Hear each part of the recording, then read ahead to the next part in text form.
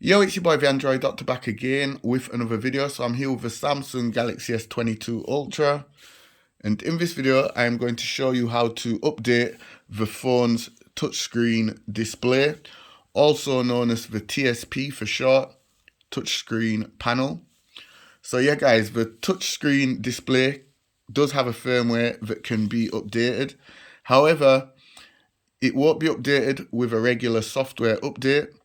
You actually have to use a special code, secret code, to punch into the dialer to bring up the menu to then perform the update. So I'm going to take you through the steps. So just open up the dialer, type in *2663#, and then it will bring you to this menu here, and you will see the TSP Firmware Update option.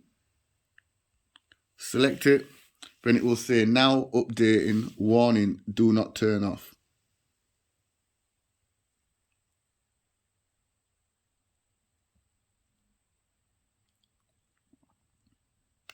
And then it should say update complete, pass.